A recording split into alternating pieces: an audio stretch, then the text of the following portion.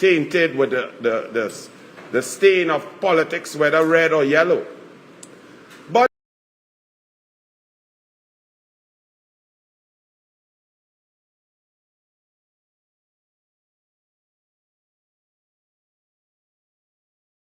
General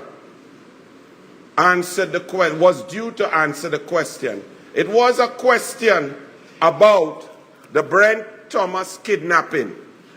The Brent Thomas kidnapping and how CARICOM jets, a CARICOM plane was used to kidnap a citizen of Trinidad and Tobago, causing a High Court justice to describe it as an abuse of power. The Honorable Attorney General of the PNM said, and I quote, he will not answer the question because Standing Order 47 of the Senate precludes him from doing so because the matter was before the court. It says at sub judice, matters sub judice, Standing Order 47, a senator shall not raise or pursue any matter which relates to active proceedings in any court of record until the proceedings are ended by judgment or discontinuance. The PNM used that on Friday to not answer questions about Brent Thomas issue, the FUL issue, the utilization of police power across borders to take away and usurp the rights of a citizen.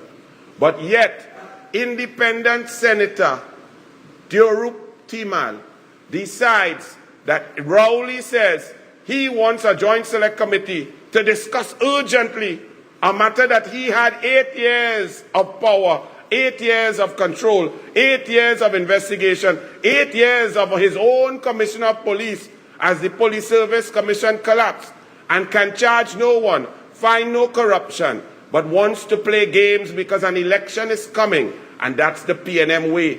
We learned 2 years, a year and a half ago, that the case was thrown out against Bastille Pandey in the airport, that the PNM now wants to be called the Dr. Williams Airport. But they said it was corruption. They ran election after election, so much so that the perception of the population is, Kamala, you did so well as Prime Minister. The roads were smooth, the foreign direct investment, 55,000 jobs, people, the poverty rate was going down, the country was being diversified, the energy sector was booming, 74% of people were getting water. But Kamala, all your UNC corrupt, all your real thief corruption. That's what the PNM pushes through their games, turning politics into a circus. If there was corruption in the Point Fortin Highway, police should have done lock up who they have to lock up.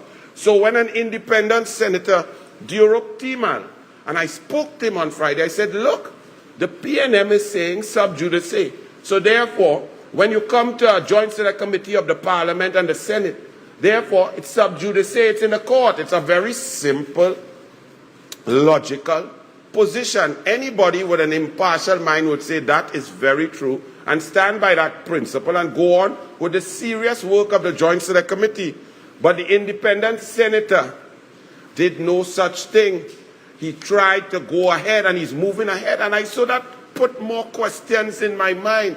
So I went to research a bit of this independent Senator Diurup Timan, and I saw, to my horror and chagrin, that Diurup Timan was a member of the PNM board of the EMBD in 2008 under Uthara Rao, where the most allegations of corruption ever came out in the history of that organization, where $400,000 of taxpayers' money was paid to a young lady who had accused Uthara Rao of sexual harassment, where the EMBD offices, there were bills for a sink of $3,000. We thought the sink had gold taps in it. Uthara Rao has questions to answer, still to answer, and must answer.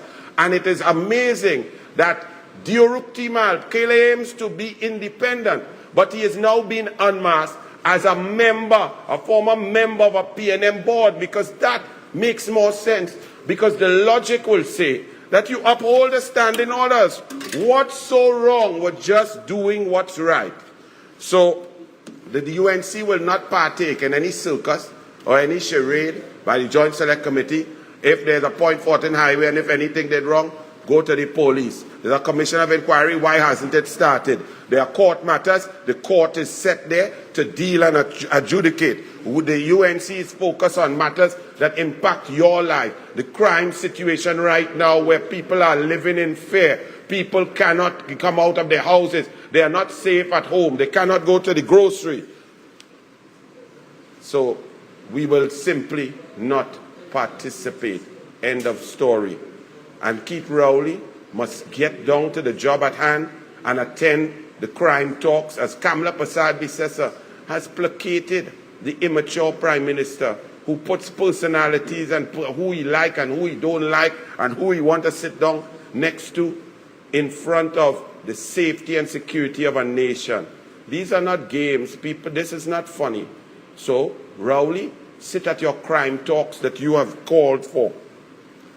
We opened the papers yesterday and today and we see that the Paria Commission of Inquiry is over and the report has been handed to Her Excellency the President, Christine Kangaloo. The chairman of the committee said it was not an act of God. The UNC asked, then who or what acted to ensure that these divers died? Why were they left to die? What job were they doing and for whom? What purpose? And why were they recommissioning a pipe that had been laid dormant for 4 or 5 years? What was the purpose? Today, we will get into that in depth because in the Senate, some revelations came. So we look forward to President Christine Kangaloo, who in her throne speech, inaugural throne speech, said she's concerned about crime.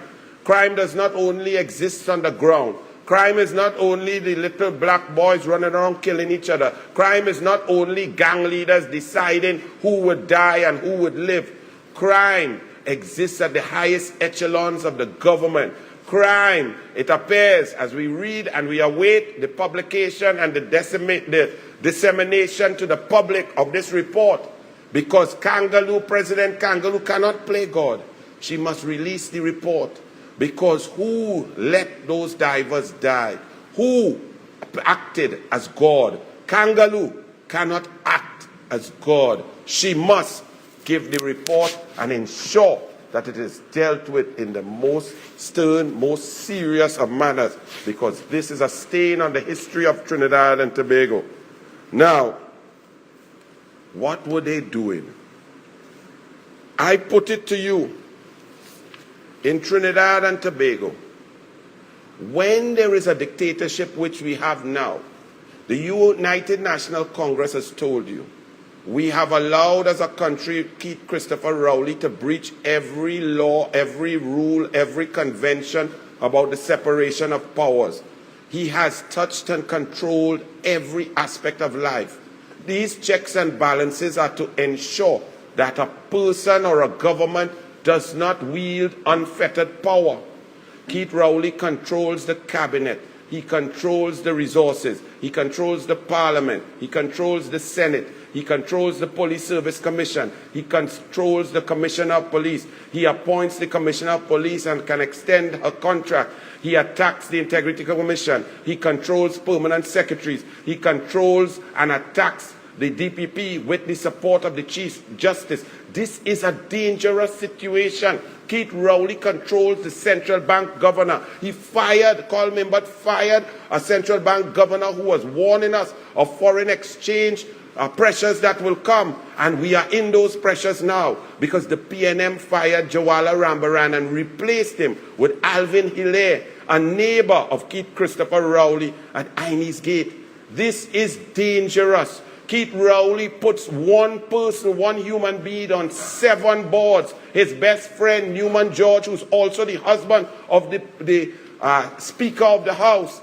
Inez Gate neighbor Ingrid Lashley is on 9 boards. His senior counsel, now turned bunkerer, oil bunkerer Gilbert Peterson, lives in Inez Gate. This is dangerous and creates opportunities for corruption never before seen.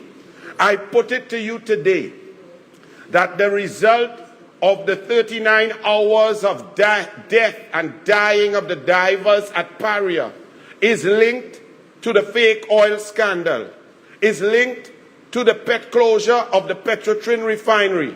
It's linked to the Delcy Gate issue when Vice President of Venezuela, Delcy Rodriguez, came to Trinidad and Tobago while you citizens could not get an exemption to come home to the land of your birth.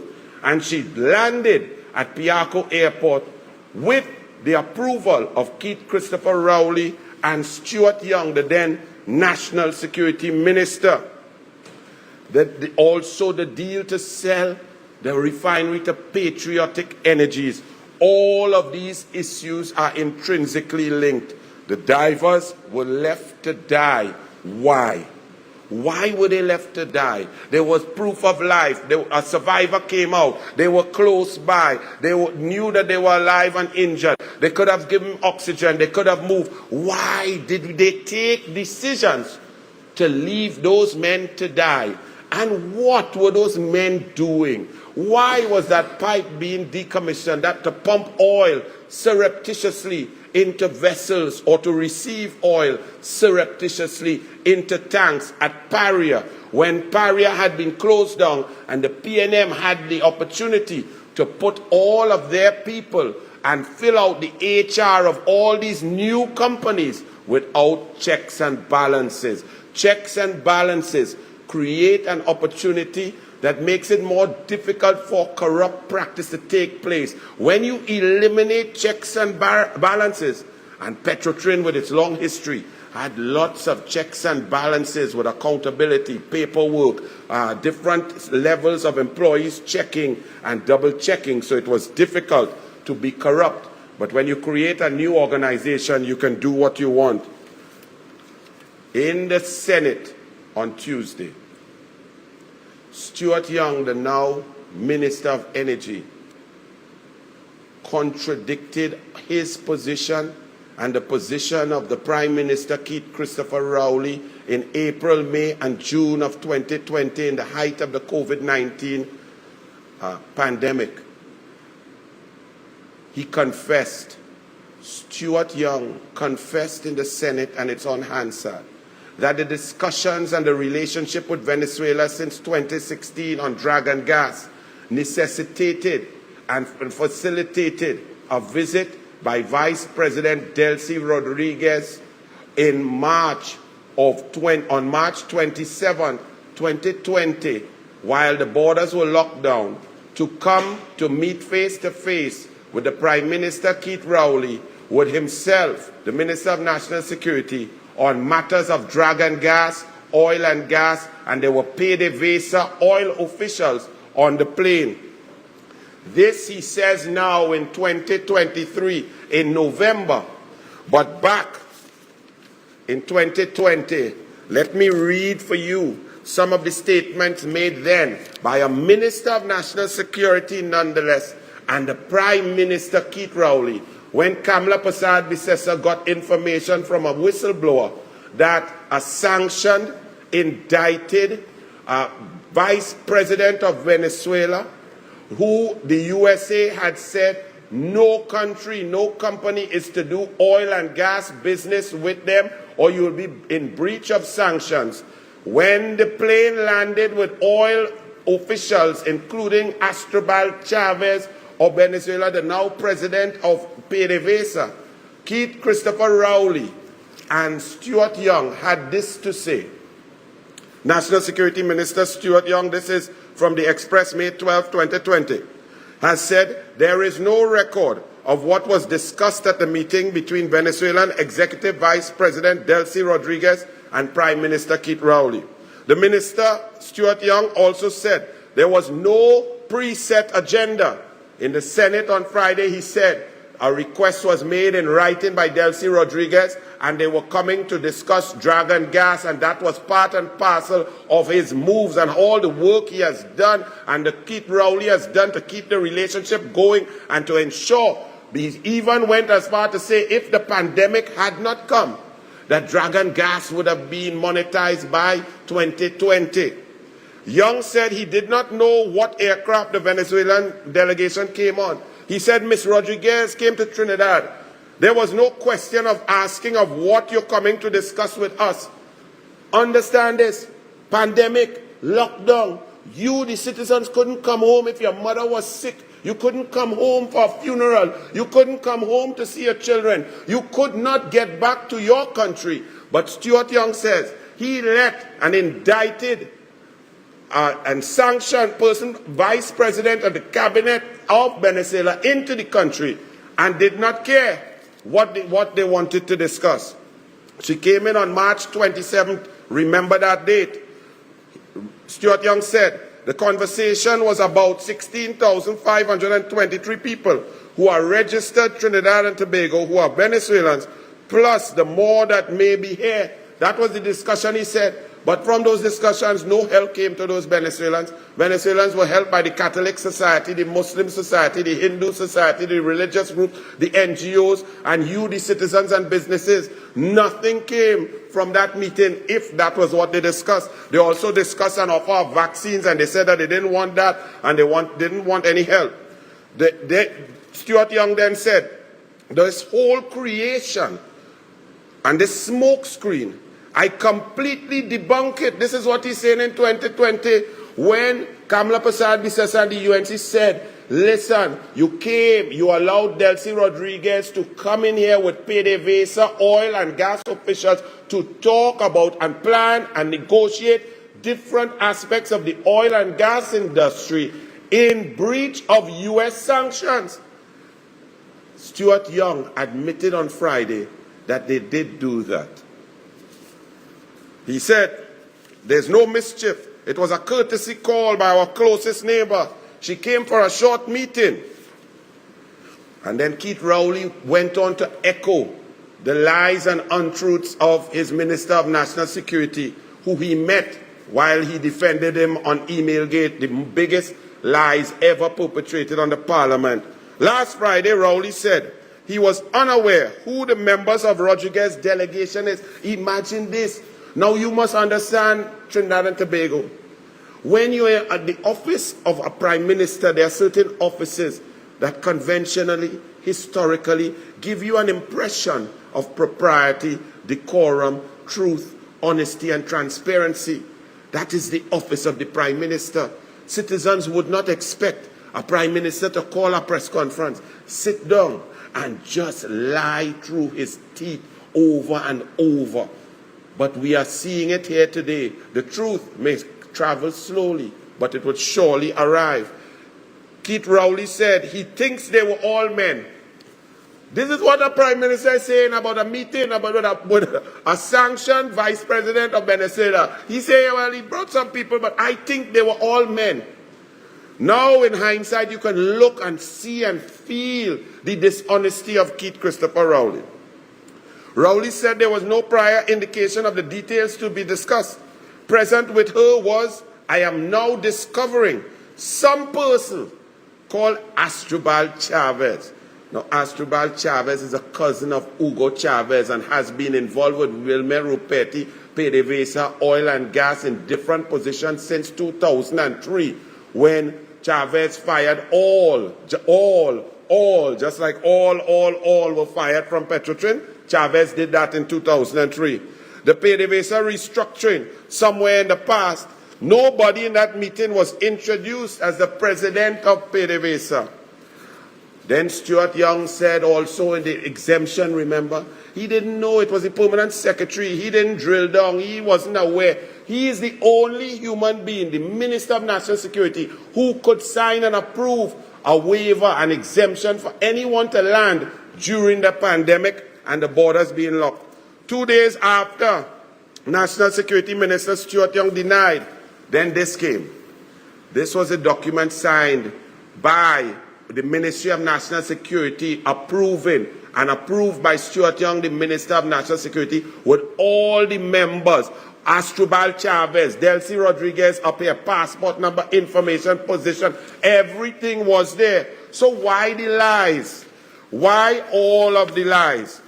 Well, let's now, in hindsight, go back and look at a set of the true facts that was going on between February 27, 2020 and April 23rd, 2020. Now I need you all to follow me, because back then, when the facts came out, the population, the media did not jump at it because they believed the Prime Minister. They believed that a Prime Minister would be honest. They believed the Minister of National Security, that Delcy Rodriguez came to talk COVID. We now know from the mouth of Stuart Young and Hansard on Tuesday in the Senate that they came to talk dragon, and he's even very good. We say dragon. The Venezuelans say dragon. Well, Stuart Young talked so much dragon that he's saying dragon. So we now know that the Delcy came to talk dragon, gas, oil, and other types of machinations in the oil and gas industry while Venezuela was under sanction. February 27th, Keith Rowley in his press conference, when he was stuttering and telling untruths, he couldn't get the date right of when Delcy asked, and he said, well, she had just been appointed in March, and then Stuart Young had to tell him, no, February 27th, she had been appointed as some head of the COVID committee. But you know why February 27th is a very important day? That was the day a vessel called the Manolatis, during sanctions. Remember, if there are no sanctions, this is not very interesting. But the USA had put sanctions, tight sanctions on Venezuela. And Venezuelan gas, oil, no one was to do business with them. As Stuart Young said, Shell and would not meet with Delcy Rodriguez and so on. They would stay far from that because of the fear of sanctions. February 27th, 2020, the Manolatis ship of Italy, in Italy, was filled with 321,000 barrels of fuel, with its destination being Pointe-à-Pierre. But the paperwork, the consignee, the owner of the fuel was Shell. And Shell, you have a lot of questions to answer. And in the Dragon Gas deal right now, the negotiations are between Trinidad and Tobago, Stuart Young and Rowley, Maduro and Delcy, and Shell. The paperwork said Shell, because in Europe, they don't make joke with their paperwork.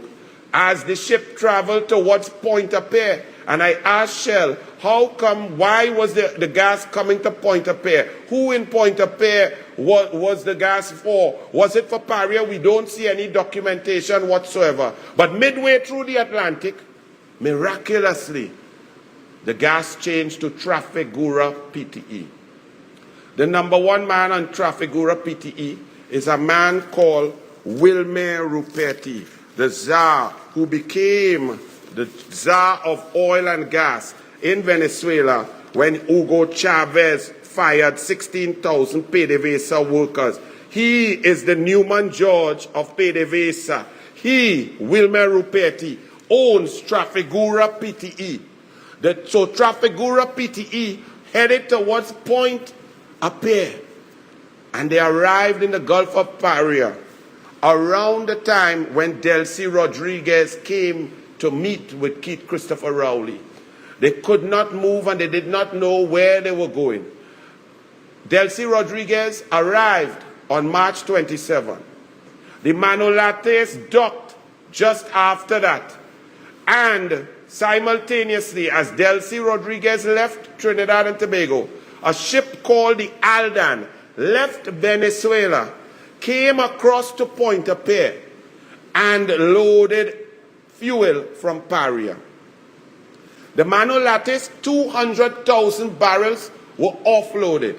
So 121,000 barrels remained on the Manolates. We asked the officials of Shell, where did that fuel go? Whose fuel was that? The 121,000 barrels that were left on board. And what and how did Shell fuel become Trafigura fuel? Did Trafigura pay Shell for that fuel? Shell must answer. The Aldan then loaded 148,904 barrels from Paria onto the Aldan. And the Aldan left Trinidad and Tobago, headed to places unknown. The transponder was switched off. Now, who switches off a transponder on the ship? But the U.S. monitored the ship, and it went to Palo Alto, Venezuela, and offloaded. Now, questions. Why was the transponder switched off? The owner of the gas who bought it from Paria, ES Euro Shipping. Do you know who owns ES Euro Shipping? Wilmer Ruperti. So Wilmer Ruperti Trafigura brought the fuel in, and Wilmer Ruperti ES Euro Shipping took the fuel out just with Trinidad and Tobago paperwork. Now, when you are laundering money or laundering gas, you need official paperwork so that you can say the gas is clean. We asked Paria, we asked Newman George, many questions. So the ship went to the ALD, and we only found out because a Reuters reporter in Venezuela was given the information by the U.S. Coast Guard. And then Kamala Prasad-Bissessar and the UNC started to ask questions about this shipment. What was the payment? And what was the problem?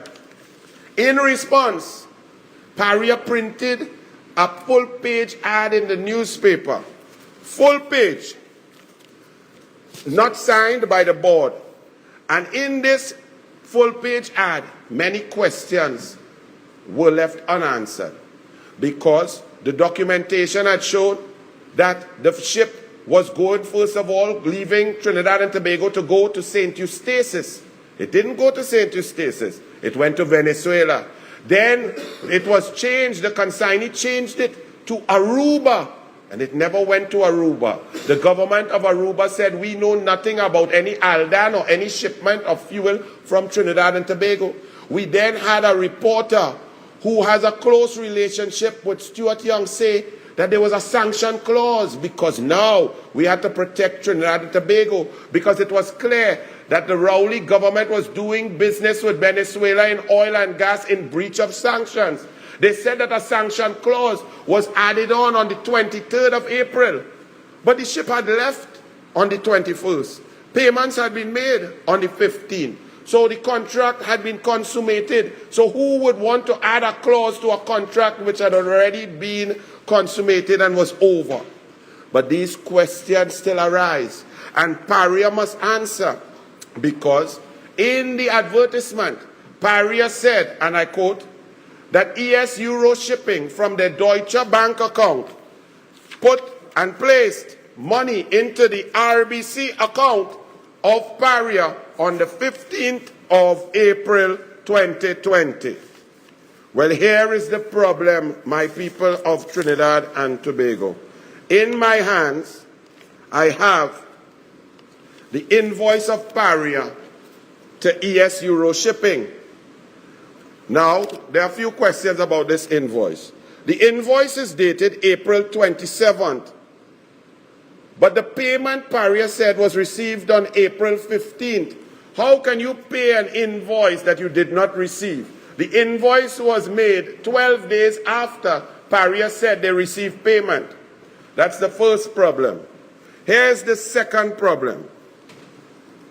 Paria said in its paid advertisement that ES Euro Shipping had remitted the $7.9 million US into its RBC account. Okay, sounds good. This is the invoice. Here's the big problem. On the invoice to ES Euro Shipping, it says here, put full name, bank name, and address. First Citizens, Queen's Park, Savannah, Port of Spain. It's very small, my eye is getting bad. But First Citizens Bank, Queen's Park, Savannah, Port of Spain, and it gives a SWIFT code for First Citizens Bank. So I ask you intelligent citizens, if the invoice has a First Citizens Bank, how did ES Euro Shipping pay money into an RBC bank? What was the SWIFT code? How they knew that Paria even had an account in RBC bank? So we asked Paria and Newman George, was any money actually paid for this gas? Did Wilmer Ruperti pay Paria for gas that he was his own in the first place and he took to Venezuela? Did the money enter? And for the police, the FIU, and a forensic audit, we must check and see the deposits of April 15, 2020 of Paria accounts to see if any money went into Paria's RBC account. But we know that it didn't because the invoice was made out to First Citizens Bank. Now, we also have the invoice from Trafigura PTE. And the PNM says that the Paria was buying fuel because we're not refining anymore. Buying fuel and selling. When you do the maths, 321,000 barrels reached in. 200,000 barrels were offloaded at a certain price, 89.10. And 148,904 was sold to ES Euro Shipping at a loss of 500,000 US. Why would Paria buy fuel and sell it? Fuel is not bananas. It would not go bad. Why would they sell it at a loss? So, we are moving on, and the questions are now for government officials. Because I hold in my hand the customs and excise documents of the Aldan. And I just tell you, suffice it to say, that these documents are dated the 14th of June, 2020. The 14th of June? That sounds very late. The Aldan left Trinidad and Tobago on the 21st of April. How could the Aldan leave without customs and excise documents? These documents were generated 54 days after the ship had left. Which officer they assigned? Where are the police? What is the investigation? This is a very serious thing. But we did not take it seriously. The UNC did. But the media, the police, the authorities did not take it seriously because Rowley said and Stuart Young said, it's COVID, it's no big thing. It's COVID, it's COVID, it's COVID. But it's not COVID. It was oil and gas, fuel, Wilmer Ruperti, Trafigura, ES Euro Shipping, Maduro, Delcy Rodriguez, Shell, Rowley, and Stuart Young. So we'll have some questions for Paria, for Rowley. All of these questions, I don't have time to go through all of them, but I will give them to the media so they can ask them. Because they're not, I don't need the answer, the people needs the answer. And this was an article showing that Aruba distances itself. When the PNM was saying, no, well, the fuel was going to Aruba, the Aruba government came out and said, we have no fuel purchased from Aldan, from Wilmer Ruperti, ES Euro Shipping, or Trafigura. Now, Patriotic Energies, the refinery. The refinery was closed down. Now, Patriotic Energies still has no refinery. The PNM government, Keith Rowley, Colm Mimbut, and Stuart Young said they're going to give the union, make them into investors and make them into owners of the refinery. So they formed a company called Patriotic Energies, and they were to purchase. Now, to make a long story short, the refinery is still closed. Patriotic Energies has no refinery, but there's two critical points to make to show the link. The PNM cabinet and Colm Mimbut went into Parliament and said in order for Patriotic Energies to live up to all the expectations that we have, there are 10 conditionalities before the sale can go through. And conditionality number 7 is, and I quote, you must sign an MOU with Trafigura PTE, Wilmer Ruperti. They must sign it, and here it is.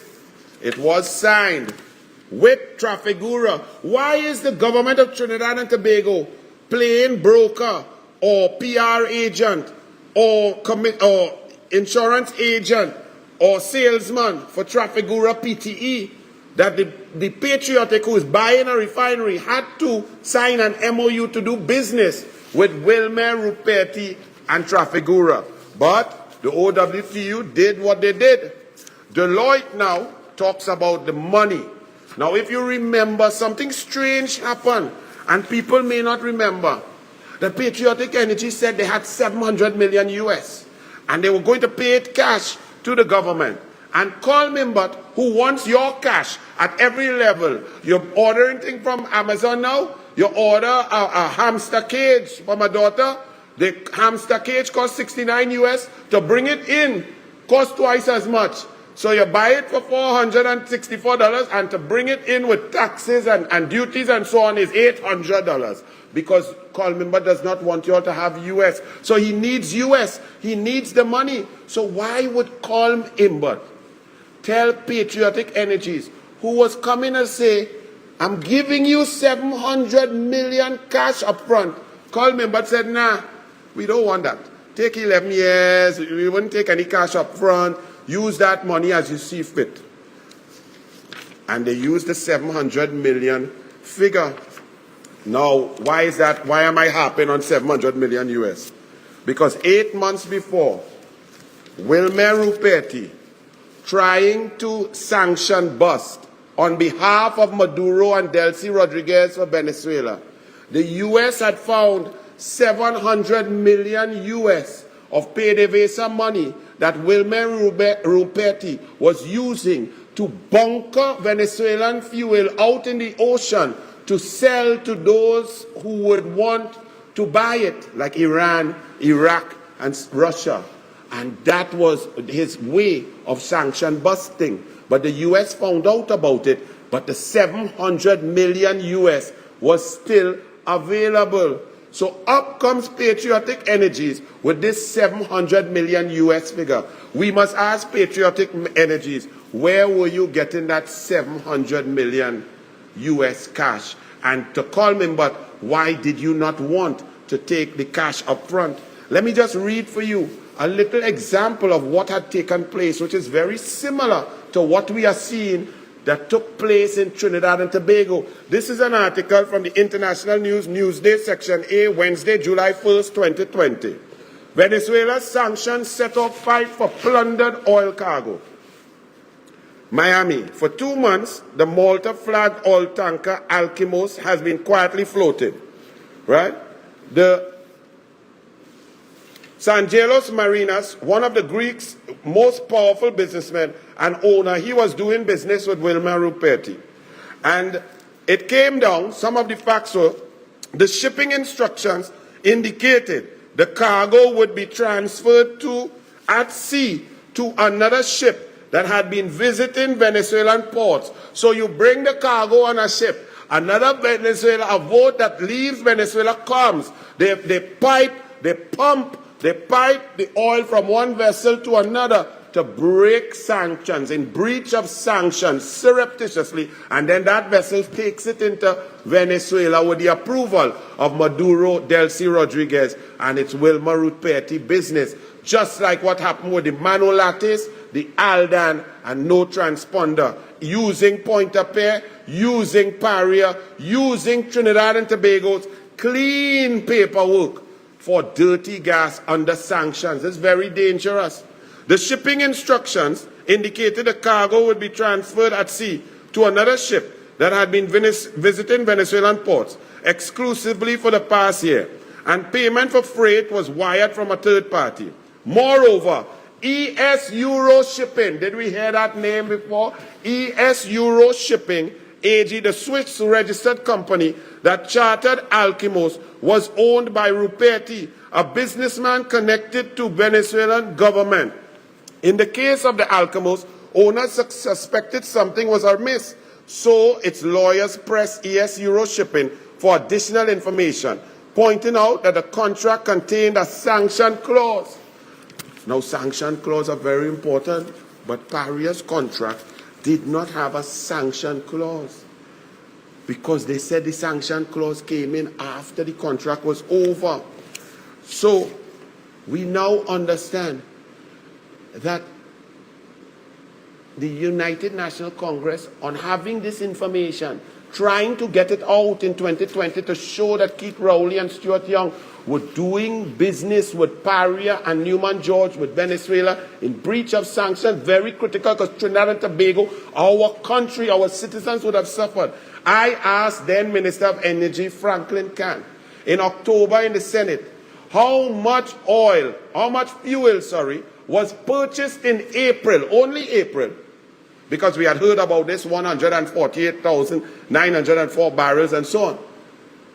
How much was purchased from Trafigura PTE by Paria? And on Hansard, Franklin Can said 1.2 million barrels. That is at about approximately 100 US per barrel. You do the maths. 1.2 million barrels in 1 month.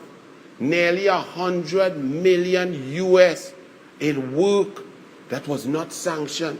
So we call on the Auditor General, we call on the FIU, we call on the Ministry of Finance public officials to do an audit. We call for the police to do a forensic audit of Paria. Was the money spent? Was the money spent? Was the money received? What was the position? What was the profit? Where did the money go? And where has the money gone from this discussion that came about when Delcy Rodriguez was allowed to come into Trinidad and Tobago by Keith Christopher Rowley, as Stuart Young told us that he asked Rowley and Rowley approved, and he did the exemption for Delcy Rodriguez, PDVSA officials to come in while Venezuela was under sanctions. What is the position? We want to know. We want a forensic audit. Was money paid? The 51,000 barrels that remained from the Manolates and did not go on the Aldan to Venezuela, where's that 51,000 barrels? Did it serve the people of Trinidad and Tobago? Was it accounted for? Or is that money off the books? And why? When Kamla Prasad Bissessa brought it out, and all of this bunkering deal and sanction busting was busted, the plan was busted in the open, why was 5 men sent down to clean up a pipe, to prepare a decommissioned pipe that was full of muck and murk, that was of no use? Trinidad and Tobago was not refining any oil or gas anymore. What was the need for that pipe? Why were those men in that pipe? And why, when an accident occurred, were decisions made that were not an act of God that led to those men dying a slow death for 39 hours? Decisions taken by Newman George, Colin Piper, who left the men in the pipe to die. Why were they left to die in the pipe? What secrets were under there? What was the need for that pipe? Paria must answer. What was the job? Why was it done? And where did all the fuel go? Because Trinidad and Tobago is not a circus and will not allow Keith Rowley, Stuart Young, and the PNM to turn it into one. God bless. Have a wonderful day. Be safe.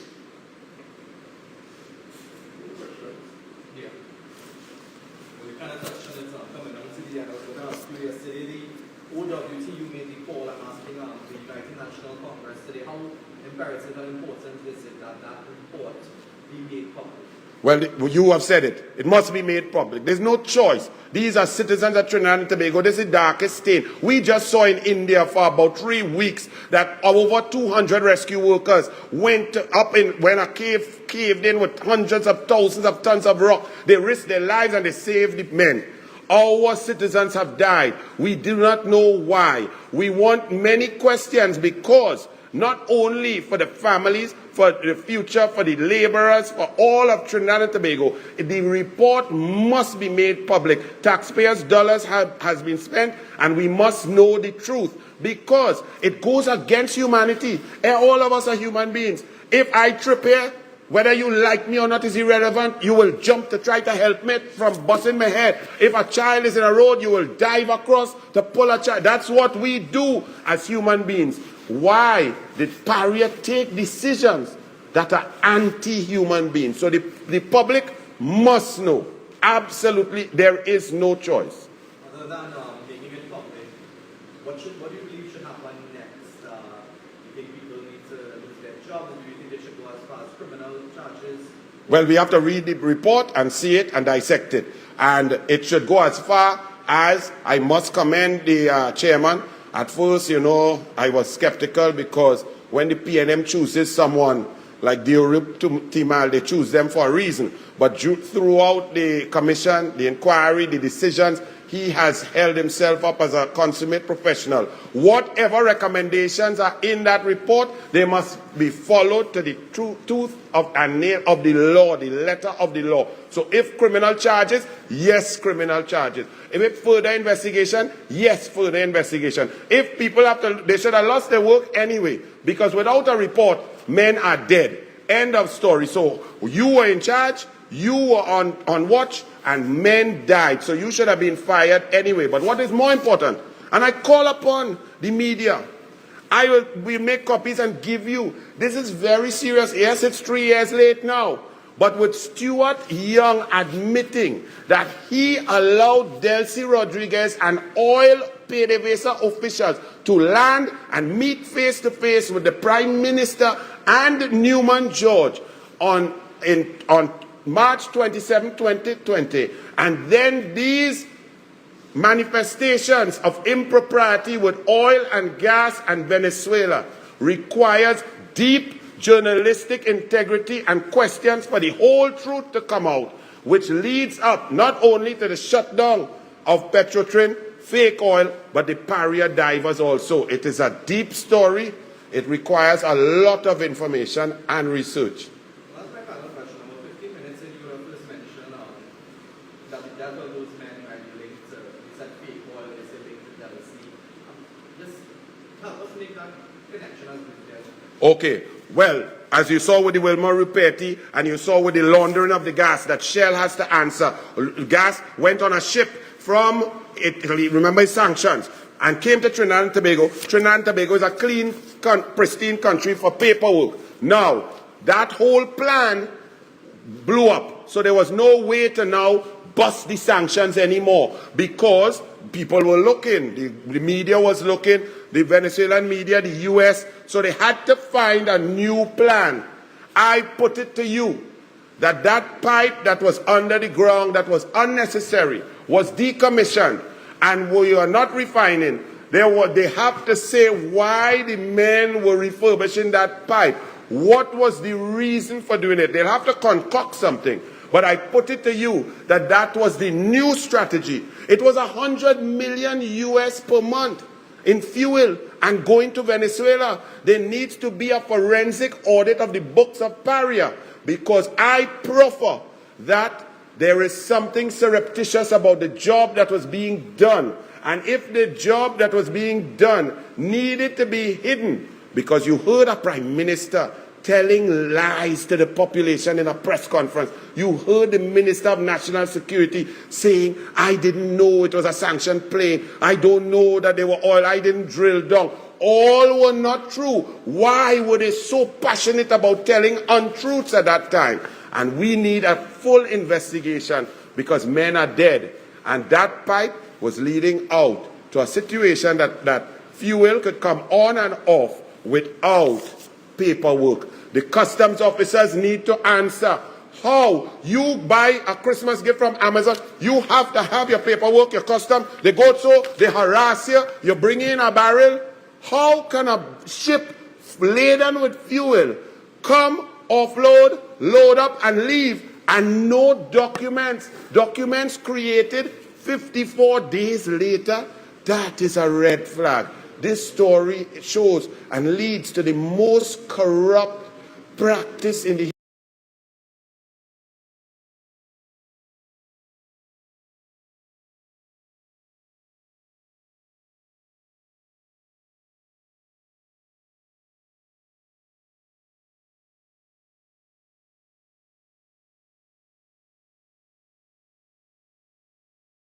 history.